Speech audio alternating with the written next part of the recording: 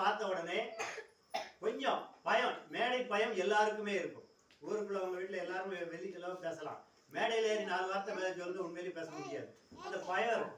ஆனா அந்த பிள்ளைகள் வந்து அவ்வளவு அருமையாக எல்லாத்தையும் அப்படியே பிடிச்சு அவ்வளவு இனிமையாக பேசினாங்க, பாடினாங்க, டான்ஸ் ஆடினாங்க. தம்பி எல்லாம் இங்கிலீஷ்ல அப்படியே எழுத்துவாங்க, இங்கிலீஷ் மீடியம் பையன் மாதிரி.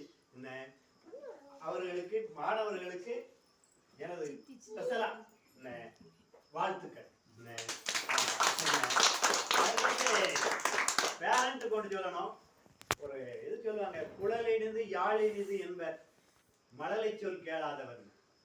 பாட்டு இனிமையா இருக்கு, இந்த மியூசிக் இனிமையா இருக்கும்பாங்க. அதெல்லாம் யாரு? பிள்ளைகளை தூக்கி வளர்க்காதவர்கள் சொல்லக்கூடிய வார்த்தை. பிள்ளைகள், சின்ன பிள்ளைகள் பேசுற பேச்சு தான் இனிமை.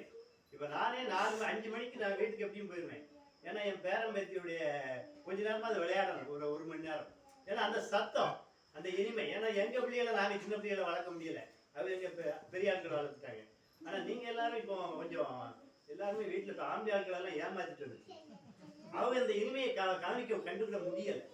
நீங்க எல்லாம் நேரடியா வந்து பாக்க, என்னதான் வீடியோல காட்டினாலும் நம்ம பிள்ளைகள் ஆடுறத பாடுறத பெற்றோர்கள் என்ன செய்யணும், 2 பேரும் வரணும்.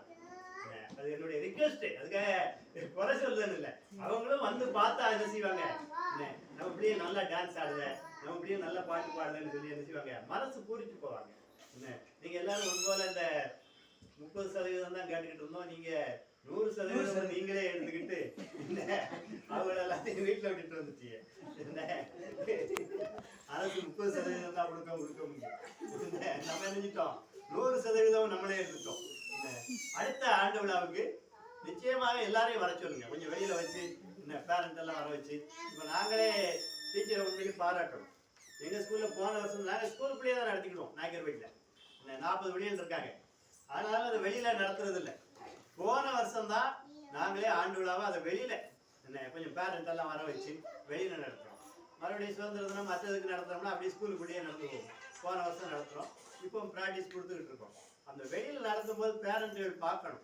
எல்லாரும் வீட்டுல குடும்பத்தோட அண்ணன், தம்பி, சித்தப்பாடு எல்லாரையும் கூட்டிட்டு வந்து கொஞ்சம் உற்சாகப்படுத்தினா பிள்ளைகளுக்கு இன்னும் என்ன செய்யும், நல்லா இருக்கும். எல்லாரும் வந்திருக்கீங்க, அதற்காக உங்களுக்கு நன்றி சொல்றோம். நல்லா பிள்ளைய நல்லா